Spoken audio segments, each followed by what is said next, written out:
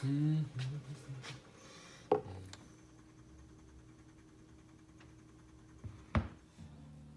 VC, welcome to the Personal Oasis. This is The Blind Island. I'm your host Isaac, and today we are going to be entering into another contest. This one is for Chris Propfe for his 413 subscriber contest. Congratulations on your subscribers, Chris. You're one of the best here in the BC, and I've also noticed that you've gone up really far from 413 since this contest. Really happy to see that. You deserve all of those subscribers and more. Be blessed, brother. You're a good man. Now, Chris's contest is a 413. So he wants us to show 4 of our favorite albums, 1 that we picked up on a whim, and 3 that are essential to each genre that they belong to. So I'm going to get started here with favorites. And for these, I'm trying to show ones that I haven't shown before. I know that 2 of these are just that I showed them in my top 100. I can't help but talk about them since they're so wonderful. But the others, I'm trying to throw in a bit more of a curveball. So for the first, I have Bruce Springsteen, Nebraska. This is my favorite Springsteen album and one that I never tire of listening to. It's dark, it's desolate and sparse. Just him, his acoustic guitar and harmonica. Just a bunch of demos that wound up becoming the album itself. And to me, this is Bruce Springsteen at his best, without all of the rock trappings that are behind him. Though those are great albums, I also love Darkness on the Edge of Town. That is one of my favorites by him as well, and that has a huge studio production behind it. I think that the desolation and the darkness that's found within this album works so much better with just those demo stylings. So great album, definitely worth a listen. And next, I have Bob Dylan, Highway 61 Revisited. If I had the top 100 and could have included more than 2 by each artist, Bob Dylan would have been on there 10 times. And this is another album by him that I just can't get enough of. With the swirling, huge organs, guitars, the strange sounds, the obtuse, abstract lyricism that's on here. This is where Bob Dylan became truly the Bob Dylan that we know and either love or love to hate today. And I mean, from Like a Rolling Stone to Desolation Row, there isn't a weak track that's on this album, which I can't say for some of his others. I love this record, and it's definitely the starting point for anyone who wants to get into Dylan's electric period. Then I have a record here that I found about last year and has quickly risen to one that I just play frequently, and that's Copeland, Blushing. This is a group that's been around since the mid-aughties, and I think that is in their best period right now, with lush orchestral synth layerings and production value, with beautiful choral and almost enchanting lyrics and vocalizations. This is a record that I never tire listening of. It's beautiful, it's lush, and it very much is like its title, Blushing, just this light, easy, breezy, gorgeous record. Definitely worth a pickup if you're into more contemporary stuff. And finally, I have to choose my number 1 favorite album of all time, and that would be Captain Beefheart, Drop Mask Replica. I know that this is such a polarizing album, either you love it or hate it. I did show it off in my top 100 at number 1.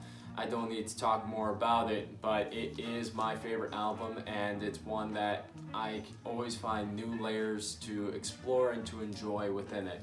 So the Trout Mask for me. But if you're looking to get into Captain Beefheart, don't start here, okay? Go with Safe as Milk, or even a Spotlight Kid or Clear Spot. Those are far more palatable and will wade you into the Captain so that you can get here and maybe appreciate it a little bit better. I noticed that a lot of people just try and jump in at Trout Mask since everybody talks about this one so much. That's a bad idea. Start off lighter and get to this point. So, those were my 4 favorites that I decided to show. And here is an album that I picked up on a whim one day, and that's Charlie Parr's Stumpjumper. I just saw the album cover and I thought, hey, that's kind of neat. I like that. I think it's from Minnesota. So I saw a steel guitar there on the back. I'm like, ooh, I like that. Let's just jump in. And if you're a real big fan of John Fahey, Doc Watson, and even the Weavers, you're going to love this record. This is just down home, hard hitting, hard spitting folk music. Really, really good neo-folk. It makes Mumford & Sons look like tepid water in comparison. Very, very toe-tapping, great time. Again, if you're a fan of Doc Watson, Ramblin' Jack Elliott, or John Fahey, this is an album for you.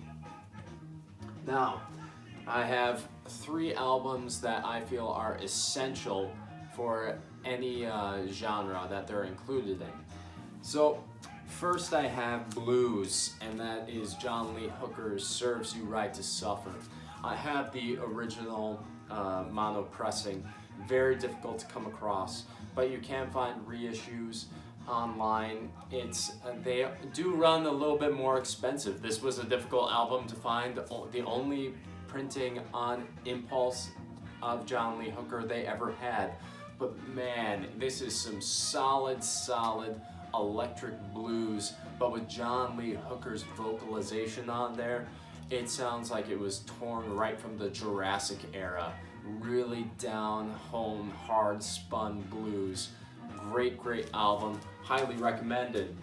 And then next I have for jazz. There are lots of albums that I have recommended for jazz in the past.